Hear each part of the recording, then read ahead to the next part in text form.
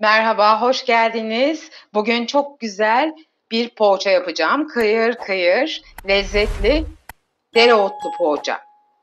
Bunun için önce 50 gram kadar tereyağım vardı. Onu güzelce erittim ve ılıttım. Tereyağımı kasemin içerisine alıyorum. 1 çay bardağı sıvı yağım var. Ayçiçek yağı kullanıyorum. Arzu ettiğiniz sıvı yağını kullanabilirsiniz. 1 çay bardağı da yoğurdum var. Yoğurdumu da güzelce kasemin içerisine alıyorum.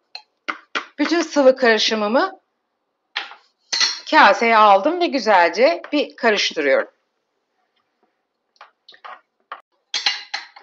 2 yumurtamız var. Yumurtamın birinin sarısını üstüne sürmek için ayırdım. Demek oluyor ki 1,5 yumurta ilave ediyoruz karışıma. 2 yemek kaşığı kadar elma sirkem var. Onu ilave ediyorum.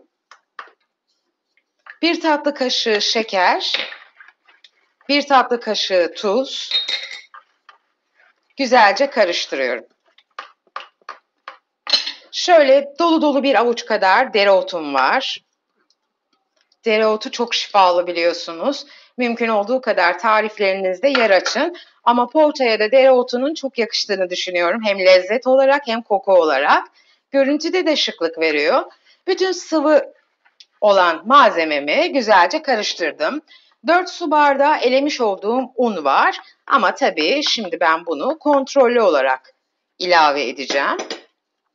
Güzelce karıştıra karıştıra yavaş yavaş ilave edeceğim. Çünkü her un farklı şekilde sıvı alma ölçüsüne sahiptir.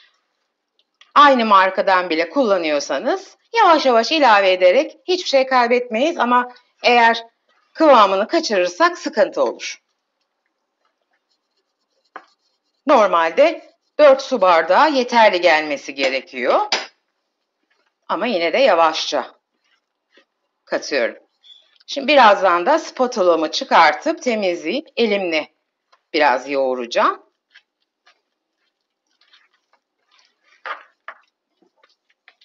Şöyle spatulamı biraz un serpiyorum.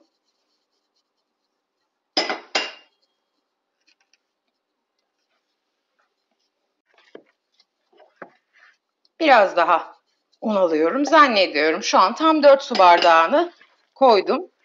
Ele çok yapışmayan kulak memesi gibi yumuşak bir hamur elde edeceğiz. Yağlı olduğu için zaten yumuşacık olacak.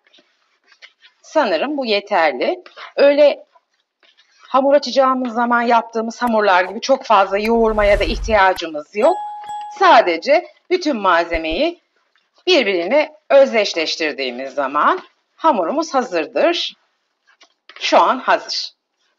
Bu kadar kolay ve çabuk olarak pratik hemen hazırlanıyor. Görüyorsunuz. Ele yapışmayan güzel bir hamur oldu. Mis kokulu bir hamur dereotundan dolayı. Çocuklar da bayılacak bu poğaçaya. Ve çok çabuk hazırlanıyor dediğim gibi. Pişmesi de çabuk. Şimdi yağlı kağıt koyduğum tepsime çıkartacağım yavaş yavaş hazırlayıp. En son bu aşamada bir paket kabartma tozumu ilave edip artık şekil vermeye geçiyorum.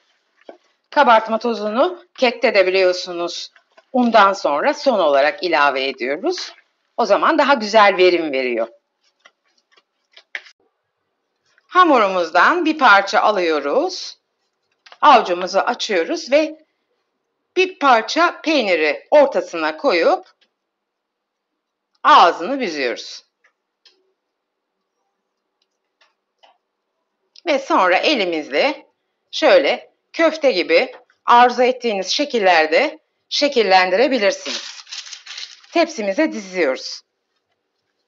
Çok pratik gördüğünüz gibi ama hakikaten pastane poğaçalarından çok beğenilecek bir poğaça. Beni bu dakikaya kadar izleyen herkese çok teşekkür ediyorum. Hala kanalıma abone olmayan arkadaşlar varsa onların da kanalıma abone olmasını rica ediyorum. Videomu beğenmeyi, Kanalıma abone olmayı ve bildirim zilini açmayı unutmayın lütfen. Bildirim zilini açtığınız zaman yeni yüklediğim tarif videom ilk olarak size bildirilir ve hiçbir şekilde videoyu kaçırmamış olursunuz. Her tarifim size ulaşmış olur. Desteğiniz gerçekten bizim için çok çok önemli, çok kıymetli. Maksat sizlere faydalı olabilmek. Evet, bütün poğaçalarımızı aynı bu şekilde şekillendirip tepsimize diziyoruz. Tepsiyi dizerken biraz aralıklı olmasına özen gösteriyoruz. Hafif kabardığı zaman birbirine yapışmasınlar. Poğaçalarımızın hepsini şekillendirdik, içlerini doldurduk. Şimdi bir çatal yardımıyla poğaçalarımıza hafif şekil veriyoruz.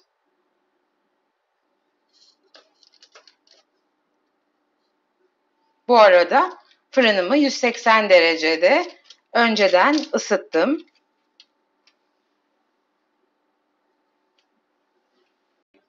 Ayırdığımız yumurta sarısına hemen birkaç damla süt ve 1-2 damla da sıvı yağ ilave ettim. Poğaçalarımızın üzerine sürüyoruz.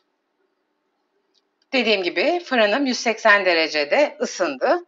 Bir 10-15 dakikada kızarana kadar pişecek. Piştikten sonra da burada olup görüşeceğiz.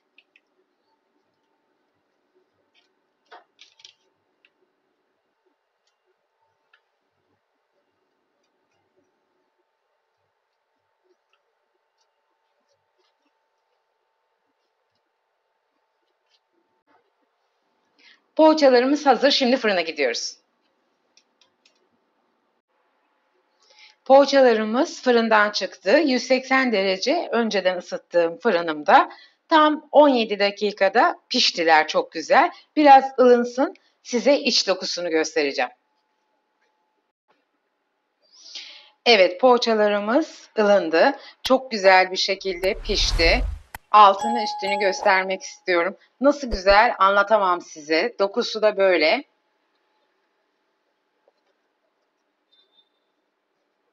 Kıyır kıyır, hem kıyır hem yumuşak, çok lezzetli poğaçalar oldu. Umarım siz de bu tarifi evinizde denersiniz. 10 dakika sürdü inanın, sürmedi bile hazırlamam. Pişirmem de bir 17 dakika. Yarım saat sürmeden hem misafirlerinizi ağırlayabilir hem sevdiklerinizi mutlu edebilirsiniz. Umarım tarifimi beğenmişsinizdir. Lütfen videomu beğenmeyi, kanalıma abone olmayı ve bildirim zilini açmayı unutmayın. Bildirim zilini açtığınız zaman yeni tarif videom ilk size bildirilecektir. Bir sonraki güzel tarifimizde buluşmak üzere. Hoşça kalın, sevgiyle kalın. Sizi seviyorum.